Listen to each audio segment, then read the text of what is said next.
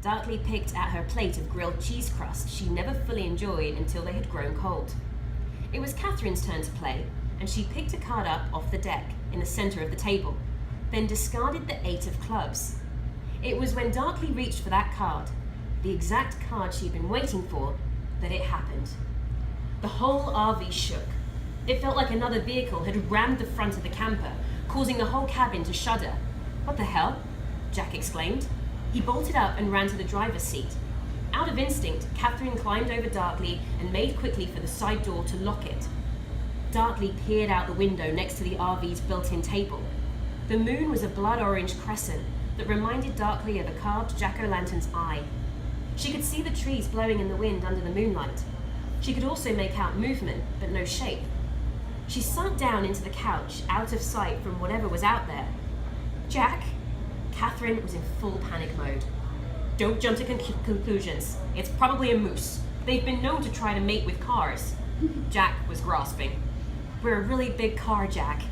Catherine could find time for sarcasm in any situation. Darkly had an idea. "If it's a bear, maybe it can smell the food."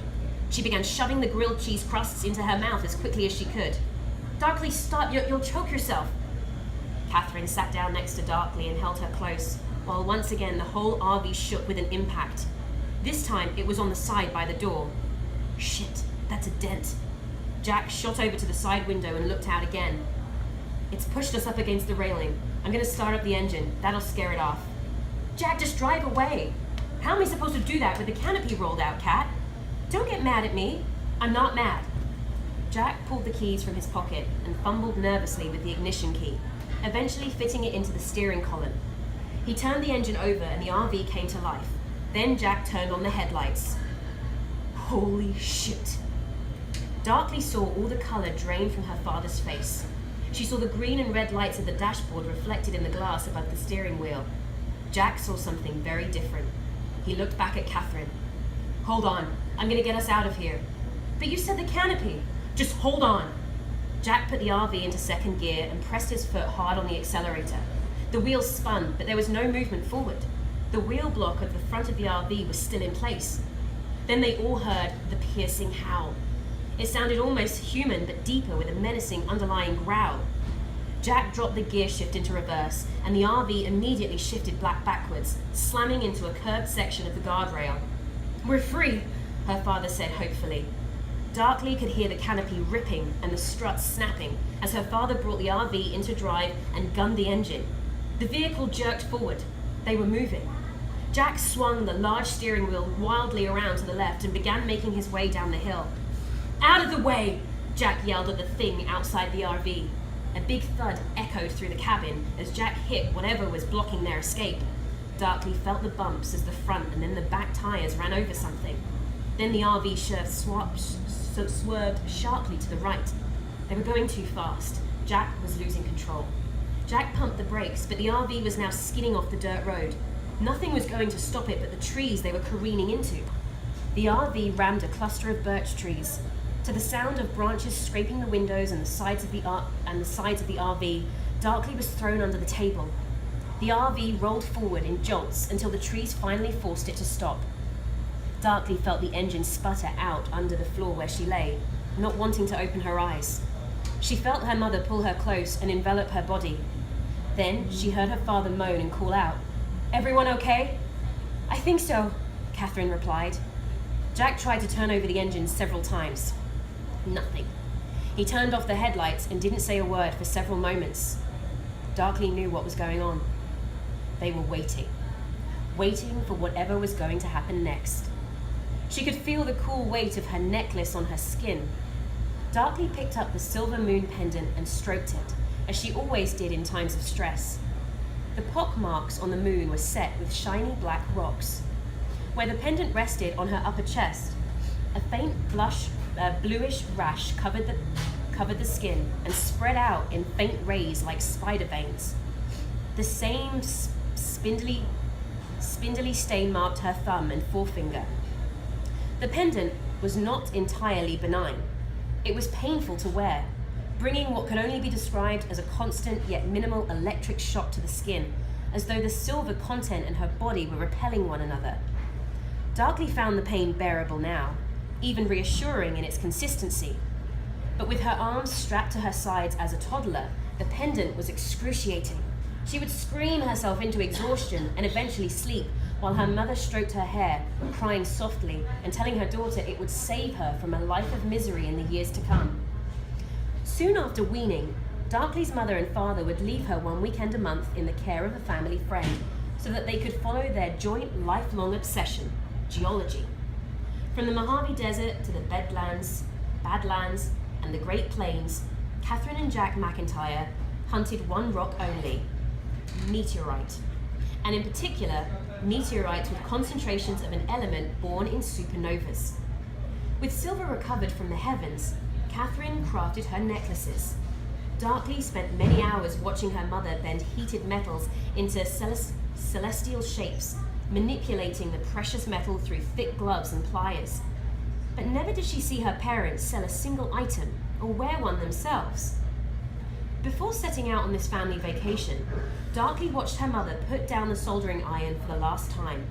She packed several hundred necklaces into a wooden chest and placed it securely in the RV cupboard next to the propane stovetop fuel and powdered milk. It could have been 3 minutes or an hour, but the next thing did happen. Another piercing, primal howl was followed by more dead silence. Jack got out of the driver's seat and rubbed his ribs. He crouched down next to Catherine and Darkly. "What is it, Daddy?" "Shh." Jack put his hand on Darkly's head. "Just be quiet." He looked deeply into Catherine's eyes. She knew without him saying so that he was going to confront what was outside. "It's why we came here," he said with wavering confidence. Jack got up and walked slowly to the door. He unlocked it and looked back at his wife and daughter. "It's okay. I'll be right back. Lock the door behind me." He stepped out into the darkness. Catherine left Darkly's side, walked slowly to the door, and held her hand over the lock. She hesitated for a second and then turned it. Outside, something was coming closer to Jack. The hair stood up on the back of his neck. The forest was silent, as though the wind itself stopped blowing in anticipation. The earth held its breath. Inside, Darkly heard her father call out, "We've come back. We don't want any trouble. I'm sorry we ran. You startled us, you see." Darkly met her mother's eyes, and Catherine pulled her close once again. Darkly heard her mother's heart race and imagined it slowing until it stopped. Like everyone else, young and old, Darkly lived by hope. Hope that her inability to imagine an end to her own life would somehow inoculate those she cared about against the final outcome. Yet in this instance, Darkly had a sixth sense that she would feel alone for the rest of her life.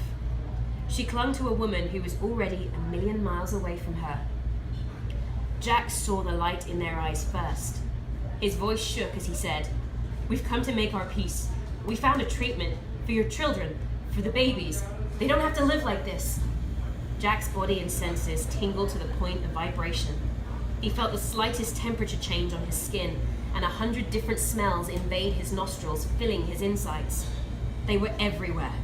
He looked back at the door, where one of them had slipped in behind him unnoticed.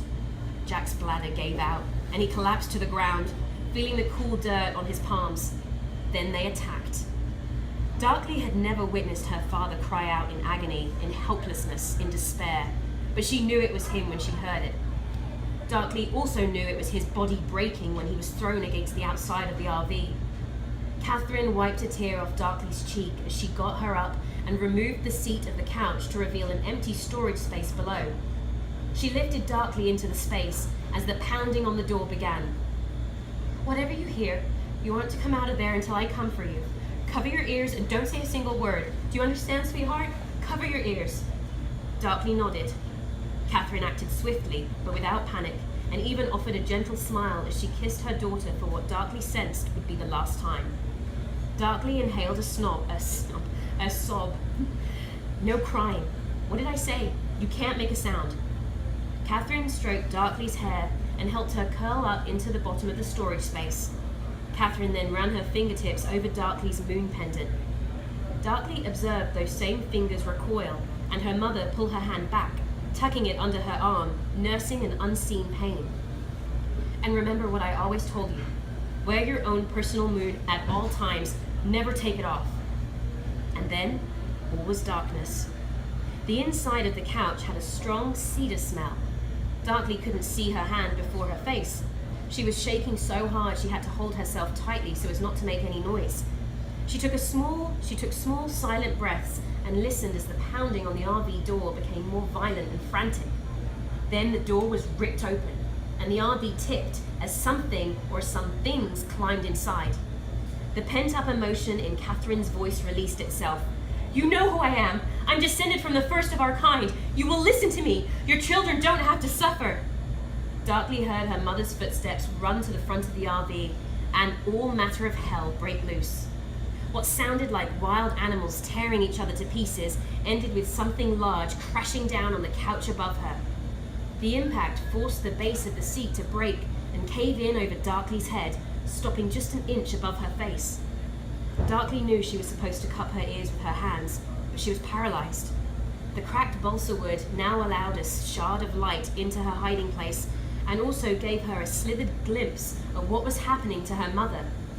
Catherine's face was pressed against the floor by some force Darkly couldn't make out. Her skin was splattered with blood. Catherine's eyes widened as she met her daughter's horrified gaze. Darkly watched clouds of yellow swim into the whites of her mother's eyes and saw her lips contract to her teeth now clenched in a snarl. It was then that fear overcame Darkly's conscious mind. Darkness seeped into her brain like a grown-up's drug. The last thing she heard was Catherine whimper like a child and call for her own mother as she was dragged out the RV and into the night.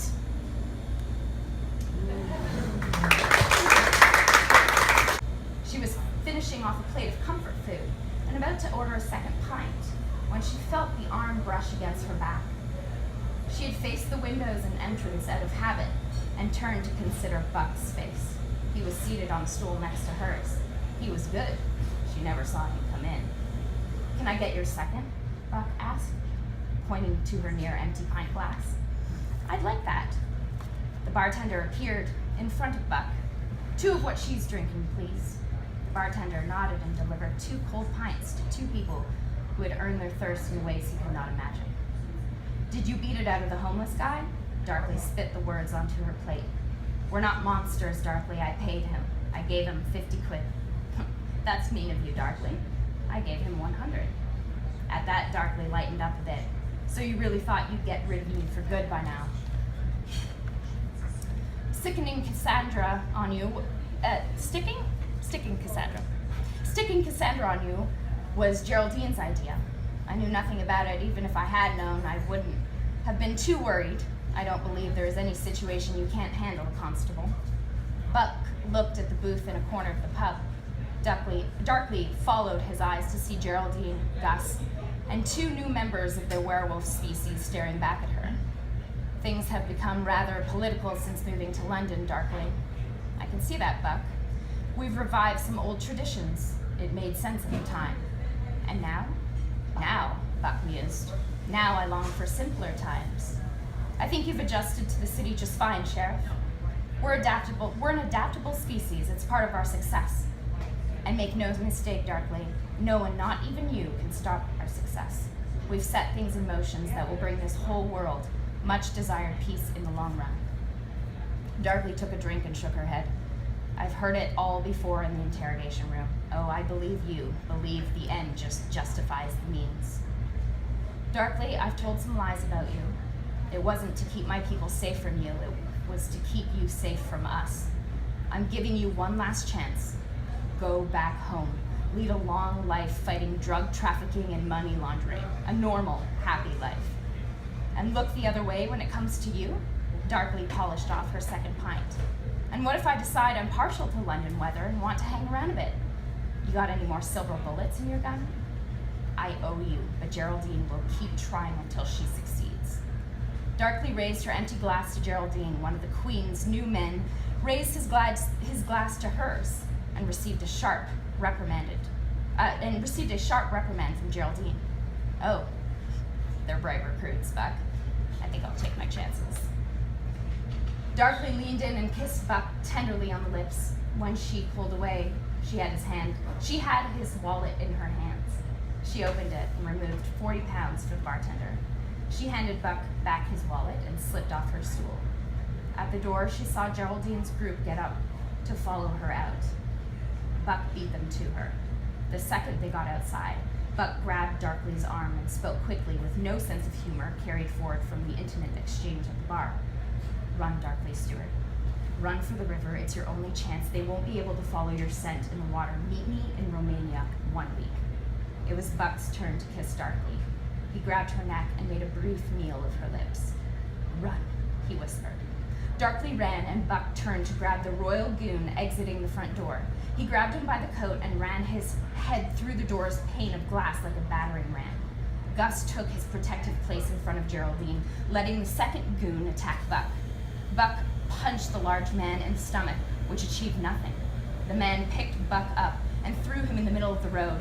Buck removed his gun, and the man kicked it out of his hand. Enough!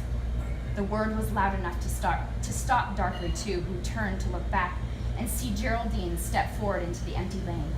It was late. The theater-goers were in cabs returning to the suburbs. She picked up Buck's gun. She turned away from Darkly and spoke closely with Gus. She then turned back to face Darkly, lowered the gun, and shot Buck in the chest. Darkly opened her mouth to scream, but no sound came out. Geraldine said something to the two goons, but Darkly did not stick around long enough to hear what that was. She ran full sprint for the Thames.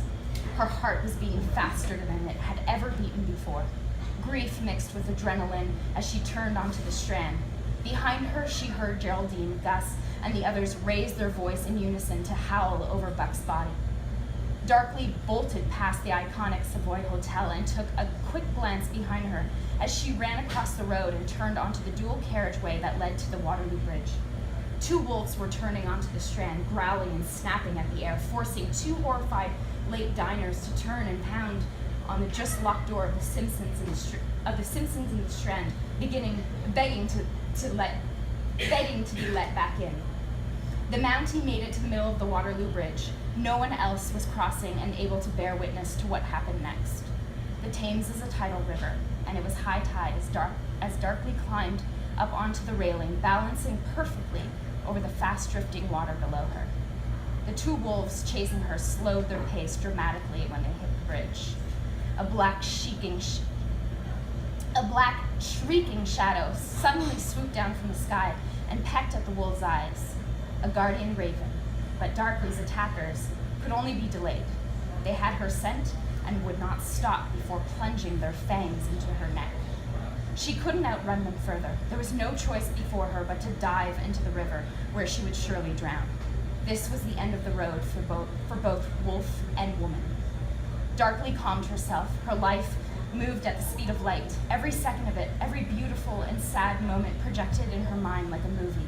When she stepped off the railing, her childhood, laughing with her mother, watching her mother die, being swooped up into her adoptive father's arms on the side of the highway, telling her adoptive mother that she hated her, then clinging to her waist for forgiveness. Then her life as a Mountie, the death of her partner, the thrill of Buck's glancing touch, then the bullet to Buck's heart and the sound of her own heartbeat louder than she had ever heard it in her ears since the womb. Darkly hit the water and sank. Shock gave way to panic, panic to despair, and the woman who tasted death surrendered to her own doom in the form of a rip current that would carry her out into the Thames estuary, the sea, and then oblivion.